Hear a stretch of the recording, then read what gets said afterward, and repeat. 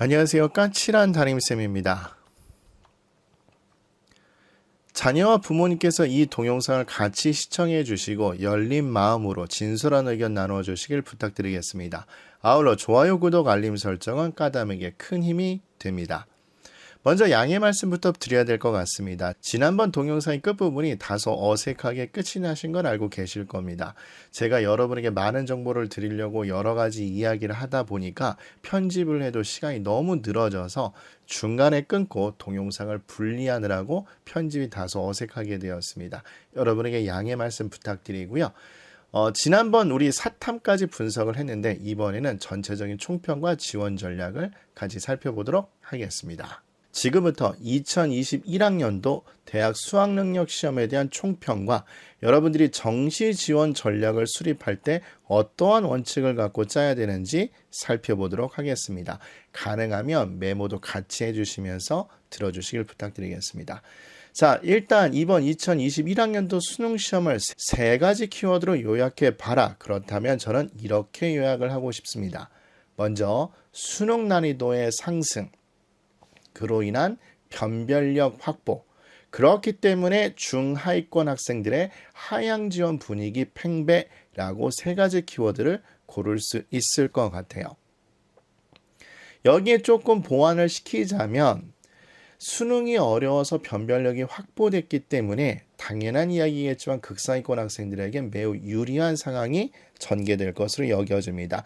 여러분이 온라인 배치표를 돌려보셔도 지원할 대학이 쉽게 떠오를 거고, 그리고 소위 말해서 올해는 수능을 대박난 친구들, 즉 원래는 모의고사 시험 볼 때 중위권이었다가 상위권으로 점수가 점프한 친구들의 숫자는 감소가 될 거기 때문에 따라서 극상위권 학생들은 지원할 수 있는 대학이 선명하게 구분이 될 겁니다. 그리고 가슴 아픈 이야기인데 평가원에서는 비록 전체적으로 재수생과 고3 성적 차이의 심화 현상은 없었다라고 발표를 하셨지만 제가 봤을 때는 상위권에서 재수생과 고3 학생들의 성적 차이는 어느 정도 심화되지 않을까라고 생각이 듭니다. 자, 그렇다면 우리가 이 세 가지 키워드를 머릿속에 유념을 하시고 자연계와 인문계 학생들은 이렇게 지원 전략의 원칙을 짜시면 될 것 같습니다. 자, 일단 자연계 학생들은 안전지원을 대학을 선별하실 때 당연한 이야기겠지만 국어하고 수학을 중심으로 전략을 짜셔야 될 겁니다. 자, 이번에 확인하셨던 것처럼 국어도 표준 점수가 높게 형성됐고 수학도 표준 점수가 높게 형성되었는데 아쉽게도 등급 간 표준 점수 차도 어느 정도 벌어진 상태라서 안전대학을 구성하실 때 국어하고 수학을 중점으로 대학을 선별하셔야 됩니다. 자, 그런데 모험 지원 대학을 하실 때도 국어하고 수학을 중심으로 전략을 구성하셔야 됩니다. 이거 선생님 당연한 얘기 아닌가요? 이렇게 생각하시면 안 됩니다. 좀 이따 인문계 사항에도 설명을 드렸고 이전 동영상에서도 특히 국어 수학 분석 동영상에서 말씀드렸다시피 만약에 등급 간 점수 차가 적다면 표준 점수가 높은 과목을 활용해서 모험 지원을 하면 됩니다. 그런데 지금 두 과목 다 등급 간 표준 점수 차가 어느 정도 벌어진 상태라서 이 두 과목의 상관관계를 생각하셔서 지원을 하셔야 된다고 생각하시면 됩니다. 즉 예를 들어서 국어는 표준 점수를 잘 받았는데 수학은 표준 점수를 잘 못 받았다. 그럼 제가 지난번 강조 드렸던 것처럼 국어에서 벌어들인 표준 점수를 수학에서 커버를 치기가 다소 어려워질 수 있다고 이야기했습니다. 왜냐하면 자연계, 특히 상위권은 수학에 대한 반영 비율이 보다 높게 잡히니까 그렇다고 설명을 드렸을 거고, 대신 반대로 수학의 표준 점수를 잘 받았는데 국어가 표준 점수가 약간 안 좋게 나왔다. 그러면 얘도 표준 점수가 세게 잡혔기 때문에, 그리고 반영 비율을 감안한다면 장점이 극대화되기 때문에 국어에서 못 받은 점수를 어느 정도 커버를 칠 수 있어서, 따라서 수학은 잘 받는데 국어를 살짝 못 본 친구들 같은 경우 모험 지원을 할 수 있다라고 결론을 내드렸을 겁니다. 이런 걸 유념하셔서 하시면 될 것 같고, 선생님 저 생각보다 과탐을 너무 못 봤습니다. 근데 제가 과탐 총평에서 말씀드렸죠. 전체적으로 평균 점수가 하락할 가능성이 높기 때문에 나만 점수가 떨어진다라고 너무 겁먹지 마시고 단 현실적인 대비를 하자고 뭐 얘기 드렸을 겁니다. 즉 반영 비율이 최소화되거나 100분위 표준 점수 중에서 유리한 대학을 찾는 게 좋고, 따라서 자연계는 이 두 가지를 중점으로 전략을 짜시는 게 좋지 않을까라고 생각이 듭니다.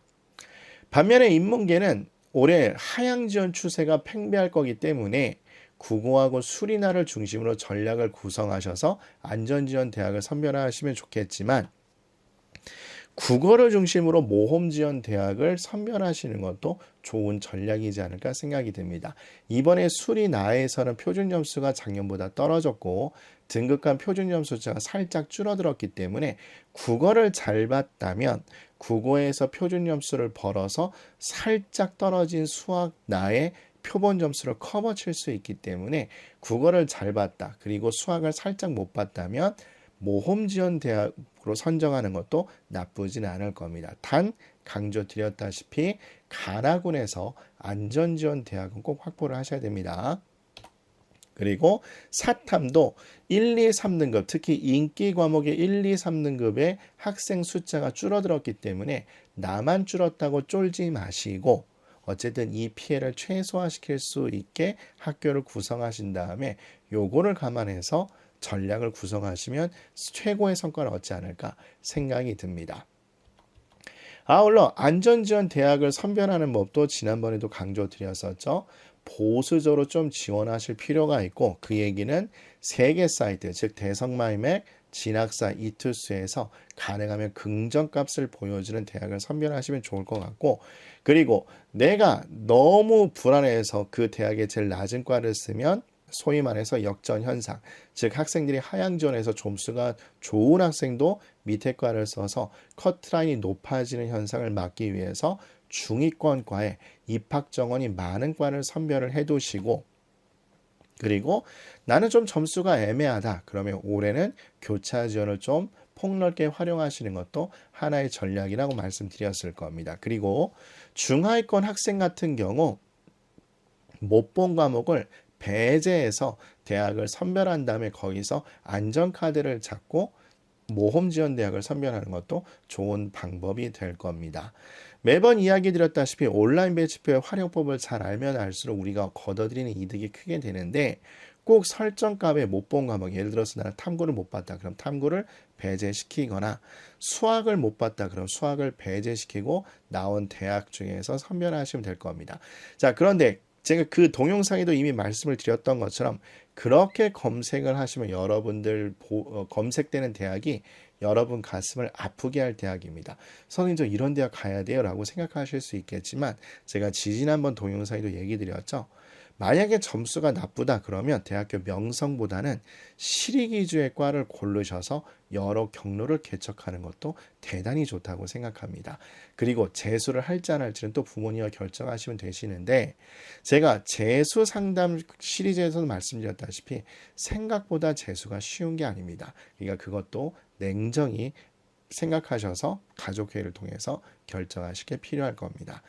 자, 그런데 이렇게 안전지원 대학을 선별을 하셨는데 올해 아무리 수능이 어렵고 그리고 하향 지원 추세가 두드러진다 할지라도 모험 지원을 하지 않으면 100% 후회하는 지원 전략이 될 겁니다. 따라서 강조드렸죠. 마이너스 점수라고 해서 무조건 쫄지 마시고 대학교 환산 점수의 총점을 보시고 거기에 나의 점수 차이가 어느 정도 되는지를 확인해 달라고 정식 컨설팅 시리즈에 말씀드렸습니다. 그리고 이왕 모험하는 거기 때문에 강조드렸던 것처럼 밑에 과를 쓰면 경쟁률이 터지는 사태를 발생할 수 있으니까 중위권과 입학 정원이 많은 과, 그리고 여기 한 가지 더 더한다면 이 모험하는 과의 학생들이 다른 군에 다른 대학으로 이동할 가능성이 얼마나 되느냐, 그것도 확인해 주시면 됩니다. 제가 종이 배치표를 쓰는 거, 무료 컨설팅하는 방법에서 설명을 드렸는데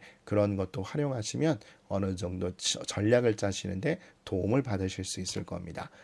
그리고 본인 점수를 냉정히 분석해야 되겠죠. 그래서 내가 잘한 과목, 못 본 과목, 그에 따라서 과목 반영 비리 유리한 대학을 선정하시고, 그리고 표준 점수 100분위 중에서 어느 게 유리한지 확인하셔야 되는데, 이건 혼자 계산하기 너무 어려우니까 온라인 배치표를 활용하시면 되고, 그리고 나의 성적 분석이라고 모든 사이트가 다 갖고 있기 때문에 거기를 클릭하시면 다 체계적으로 보여줄 겁니다. 그럼 그거를 문서화 하셔서 마찬가지 추려 놓으시면 좋을 것 같고, 그리고 과목별 등급간 표준 점수차를 반드시 활용하셔서 나의 과목의 점수의 특징에 따라 모험을 해보시는 것도 필요합니다.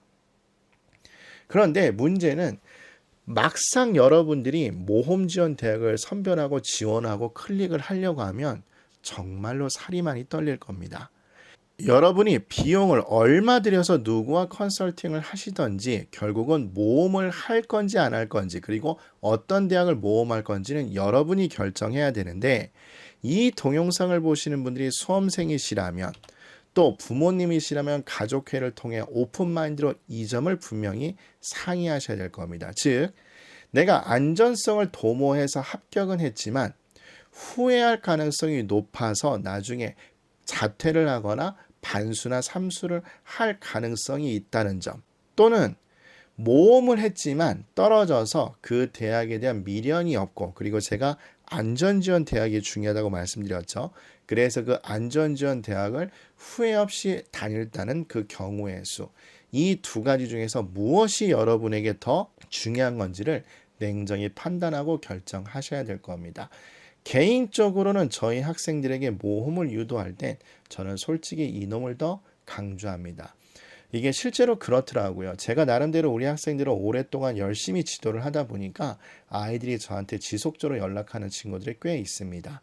그랬을 때 합격한 친구도 있고 떨어진 친구도 있겠죠. 모험한 대학 중에서는. 근데 떨어진 친구들도 선생님 제가 모험을 했기 때문에 후회가 없습니다라고 이야기를 많이 합니다. 그런데 안전성을 도모해서 세 가지 대학을 안전으로 지원해서 합격을 했을 때 저는 분명히 경고합니다. 부모님하고 학생한테. 야, 너 이렇게 하면 합격은 무조건 될 건데 나중에 후회할 가능성이 크고, 선생님한테 나중에 카톡이나 연락해서 저 선생님 말이 들어와서 다시 한번 재수할래요, 이렇게 연락할 가능성이 크단다 라고 이야기를 분명히 해줍니다. 따라서 여러분들이 이거를 강조해야 될지 냉정히, 특히 학생 여러분께서 꼭 결정을 해주셔야 되고, 그리고 기타 가족의 경제적인 상황도 고려를 하셔서 결정을 내리셔야 될 겁니다. 저는 솔직히 말씀드리면 후자가 더 중요한 판단 요인이라고 생각합니다. 단 매번 강조드렸죠. 이제는 귀에 못이 박혀서 짜증나실 텐데, 가군하고 낙원, 다군은 안 된다고 했습니다. 가군하고 낙원에서 안전지원 대학, 즉 최저 마지노선 대학, 나는 합격하면 여기를 다닐 용의가 있고 추가적으로 복수 전공이나 또는 내가 앞으로 삶의 경로를 개척하겠다라는 대학을 선별하셔서 지원하시는 걸 전제로 한 다음에 이거를 마음속에 두고 저는 모험을 하게 하는 게 좋다고 개인 의견을 밝힙니다. 여러분도 이 점을 진지하게 생각해 보시고 결정하시면 좋을 것 같습니다. 어쨌든 여러분들 제 동영상 봐주셔서 고생 많이 하셨고요. 자, 당부 말씀드립니다. 일단 정식 컨설팅 시리즈를 꼭 봐주시고, 그리고 재수를 해야 될 거냐 말아야 될 거냐, 요새 유튜브에서 소위 말해서 클릭수를 위해서 상당히 자극적인 말이나 아니면 여러분들의 감성을 자극하는 그런 동영상들이 많은데, 물론 그분들도 재수 경험이 있어서 그런 동영상을 찍으셨겠지만 데이터가 많은 사람의 이야기를 듣는 것이 훨씬 더 바람직하고, 그리고 까담처럼 현실적인 얘기, 또 잔소리를 직설적으로 이야기하는 사람 얘기가 더 좋다고 저는 확신합니다. 그렇기 때문에 재수 시리즈 동영상도 꼭 봐주시길 부탁드리겠습니다. 앞으로 좋은 동영상으로 여러분들 계속해서 찾아뵙도록 하겠습니다. 여러분 고생 많이 하셨습니다.